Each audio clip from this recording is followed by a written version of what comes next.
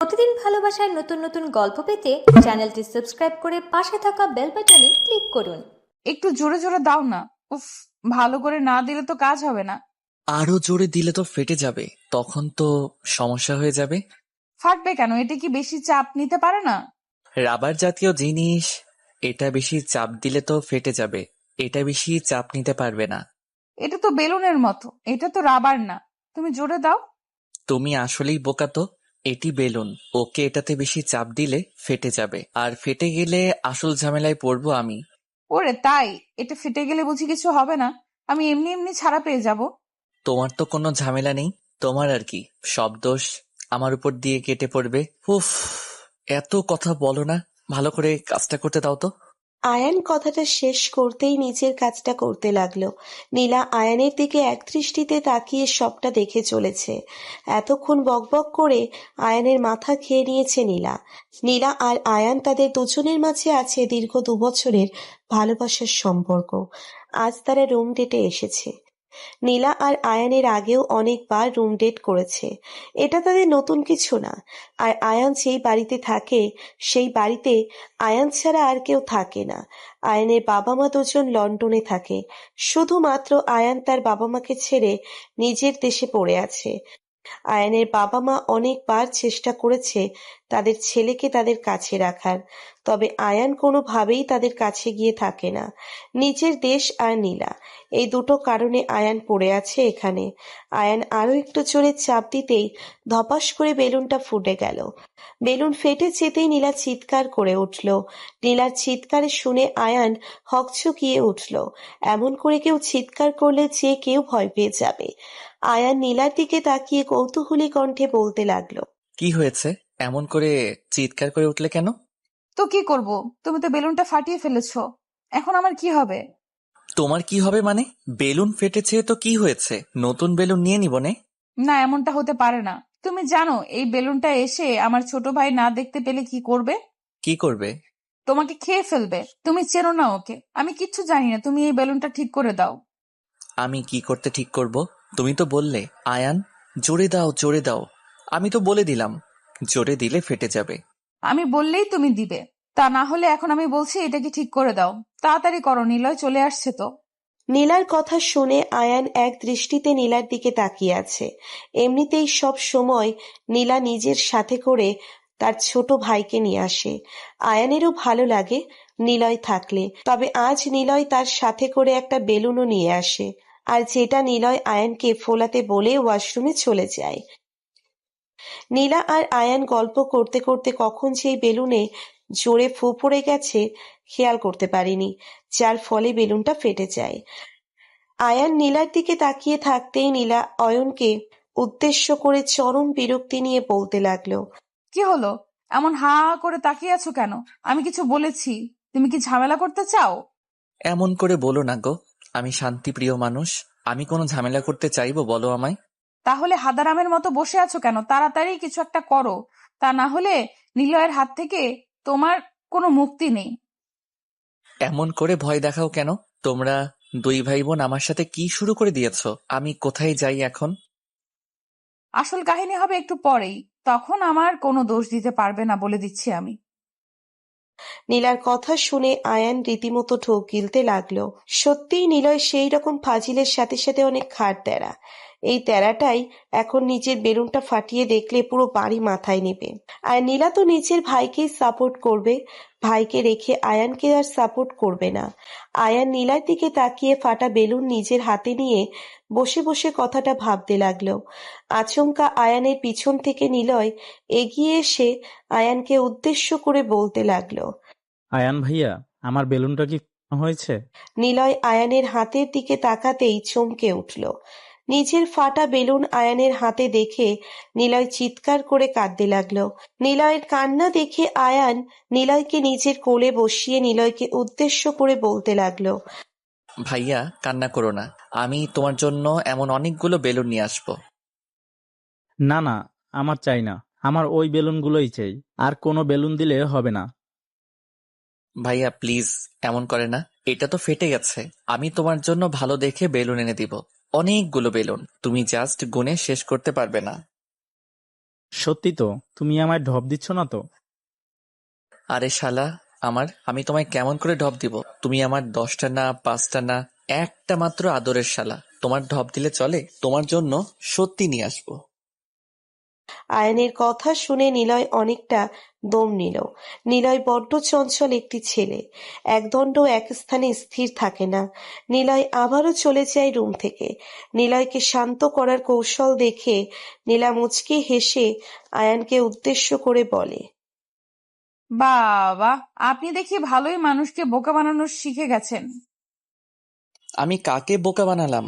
আমি তো সত্যি কথা বলেছি। আর তুমি জানো না, নীলয়ের জন্য আমি কিছু নিয়ে আসি বললে সেটা আনি কি আনি না? সেটাই তো। আপনি সকলকে এত সুন্দর করে কি করে মানাতে পারেন, আমায় একটু বলবেন তো? এই ফাইজলামি করো না, পরে সত্যি সত্যি আবার কি না কি ফাটাতে হয়। নীলা কথাটা বলতেই আয়ানের দিকে এগিয়ে এসে আয়ানের কাঁধের উপর নিজের হাতজোড়া তুলে দিল। আয়ান নীলার চোখের দিকে তাকিয়ে আছে, হয়তো বোঝার চেষ্টা করছে এই চোখের ভাষার মানে। আয়ানের কথার বিপরীতে নীলা আয়ানকে উদ্দেশ্য করে বলল, কি ফাটানোর কথা বলছো? একটু সহজ ভাষায় খুলে বলো না। আমি তো এমন করে বদলে কিছুই বুঝতে পারবো না। তোমায় এত কিছু কেন বুঝতে হবে? এত কিছু বোঝার প্রয়োজন নেই। ফাইজলামি বন্ধ করে কিছু খাবে কিনা বলো। আমি যেটা খেতে চাই সেটা দিবে। নীলার মায়াবী কণ্ঠস্বরটা শুনে আয়ানের মনের মধ্যে একটা খুশির শিহরণ বয়ে গেল। আয়ানও এমন কিছুই চাইছে, ওই ঠোঁটের মিষ্টি স্বাদ, ভালোবাসায় নিজের আপন করে নেওয়ার ইচ্ছেটা আয়ানের মনের মধ্যে বিরাজ করছে। আয়ানও চাইছে নীলাকে নিজের বুকের সাথে মিশিয়ে নিয়ে নীলার মাঝে হারিয়ে যেতে। আয়ান নীলার হাতটা ধরে নীলাকে নিচের দিকে টেনে নিতেই দুম করে নীলা আয়ানের বুকে চলে আসে। আয়ানের বুকে এসে নীলা শক্ত করে আয়ানকে জড়িয়ে ধরে। আয়ান নীলাকে নিচের বুকে পেতেই অসম্ভব শান্তি অনুভব করতে লাগলো। নীলা আয়ানের শার্টের বাটনের উপর দিয়ে আয়ানের বুকের উপর হাত দিয়ে আছে। আয়ানের বুকে হাত রেখে নীলা আয়ানের বুকে লোমগুলো নিয়ে খেলা করছে। আয়ান নীলার কোমরে হাত বুলিয়ে দিচ্ছে। কিছু সময় এমন হাত বুলিয়ে দিতেই নীলা আয়ানকে উদ্দেশ্য করে বলতে লাগলো, সারাদিন কি হাত বুলিয়ে যাবে নাকি? আর কিছু করবে না? আর কি করব? জানো না কি করবে? তোমার মধ্যে একটু রোমান্টিকতা নেই। জানো গার্লফ্রেন্ড বয়ফ্রেন্ড একসাথে থাকলে কত কিছু করে। না, তা তো জানি না, কারণ আমি তো এর আগে কখনো কারোর সাথে রিলেশন করিনি, আর না কারোর সাথে পার্সোনালি আলাদা কোথাও ডেটে গিয়েছি। তাই জানি না আমি কি করতে হয়। আয়ানের কথায় নীলা ভীষণ রেগে যায়।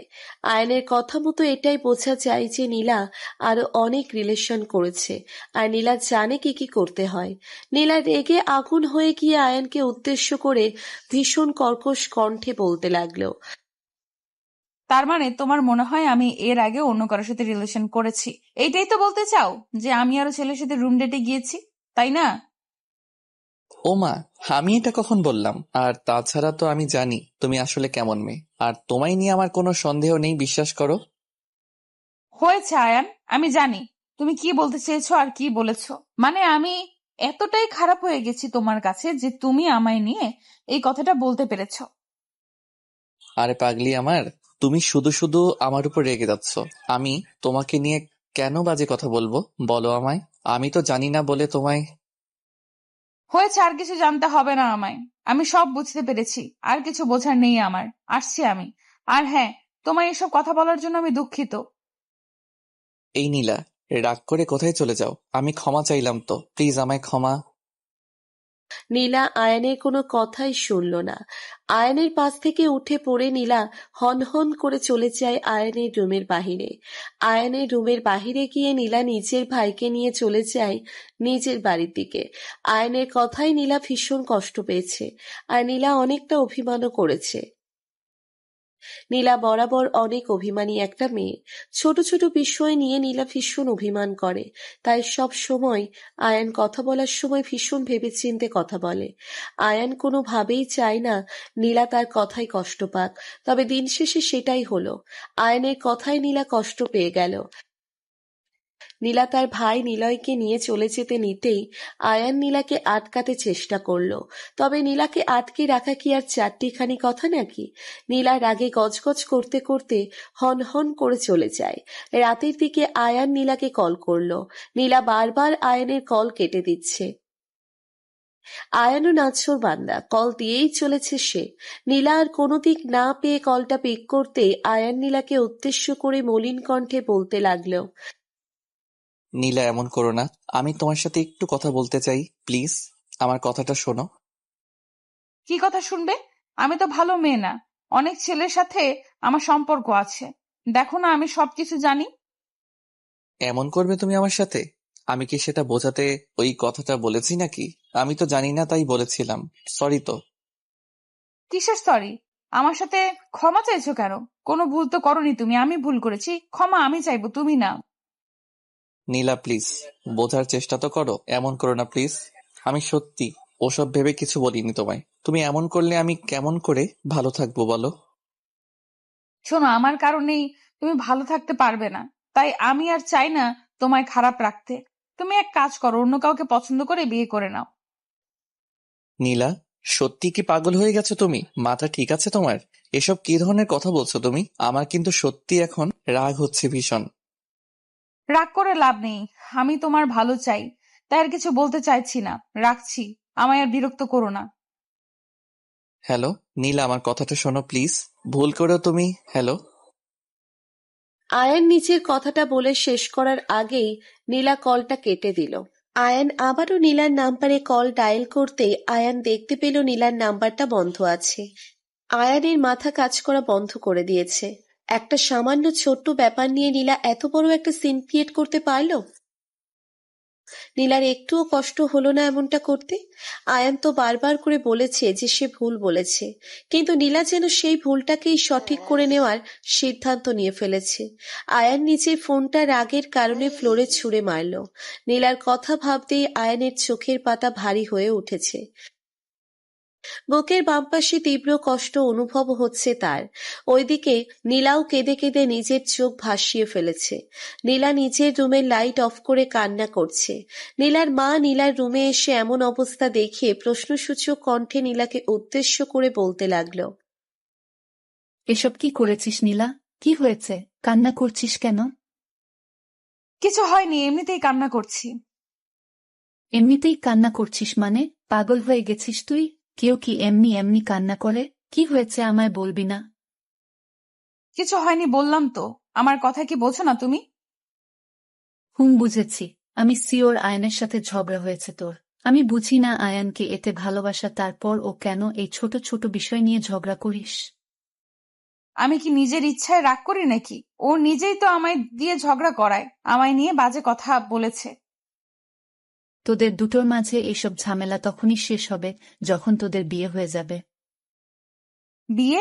আমি ওকে জীবনেও বিয়ে করব না। আজকের পর থেকে ওর সাথে আমার সমস্ত সম্পর্ক শেষ, আর কোনো সম্পর্ক আমি ওর সাথে রাখবো না। নীলার মা বুঝতে পেরেছে তার পাগলি মেয়েটা আসলেই রেগে গেছে, তাই এসব কথা বলছে। নীলার মা আর নীলার সাথে তর্ক করলো না। উনি জানেন নীলা মাথা গরম হয়ে আছে এখন, তাই তাকে প্রশ্ন করা হোক না কেন তার ভুল উত্তরটাই আসবে। তাই উনি সোজা চলে যান নীলার রুমের থেকে। দেখতে দেখতে দুদিন কেটে যায়। এই দুদিনের মধ্যে নীলা রাগ কমে যেতেই নিজের ফোন অন করে আয়ানকে কল করে। তবে আয়ানের ফোন বন্ধ পায় সে। আয়ানের ফোন কখনো বন্ধ পায়নি নীলা।